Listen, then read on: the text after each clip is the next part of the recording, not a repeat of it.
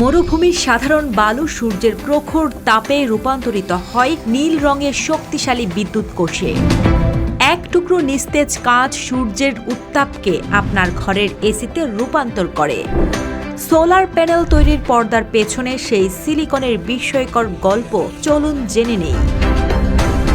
Solar panel তৈরির মূল কাঁচামাল হল কোয়ার্টজ বালি। প্রথমে এই বালিকে বিশাল চুল্লিতে উচ্চ তাপমাত্রায় গলিয়ে বিশুদ্ধ সিলিকন বের করে আনা হয়।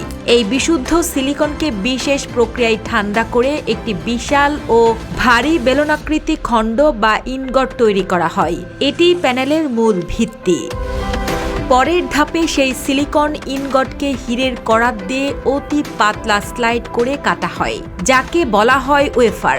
এই ওয়েফারগুলোকে ফসফরাস এবং বোরন মিশিয়ে একটি বিশেষ প্রলেপ দেওয়া হয়, যাতে সূর্যের আলো পড়লে ইলেকট্রন চলাচল করতে পারে।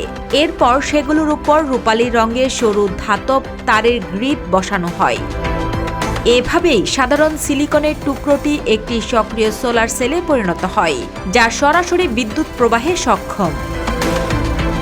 সবশেষ অনেকগুলো সোলার সেলকে সিরিজে সারিবদ্ধভাবে জুড়ে দেওয়া হয়। এর উপর ও নিচে দেওয়া হয় সুরক্ষামূলক স্বচ্ছ কাঁচ এবং মজবুত ব্যাকশিট। চারপাশ থেকে অ্যালুমিনিয়াম ফ্রেম দিয়ে পুরো কাঠামোটিকে আটকে দিয়ে তৈরি করা হয় চূড়ান্ত সোলার প্যানেল। কঠোর মান নিয়ন্ত্রণ পরীক্ষায় উত্তীর্ণ হয়ে প্যানেলটি পৌঁছে যায় আপনার ছাদে।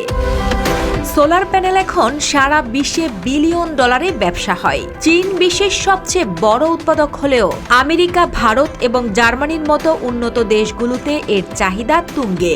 আমাদের বাংলাদেশেও এখন শহর থেকে দুর্গম গ্রাম সবখানেই বিদ্যুৎ সাশ্রয়ে সোলার প্যানেল বিক্রি হচ্ছে।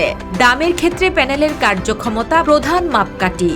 উন্নত মানের মনোক্রিস্টালিন প্যানেলের দাম একটু বেশি হলেও এটি দীর্ঘস্থায়ী, আর সাধারণ পলিক্রিস্টালিন প্যানেল পাওয়া যায় কিছুটা কম দামে।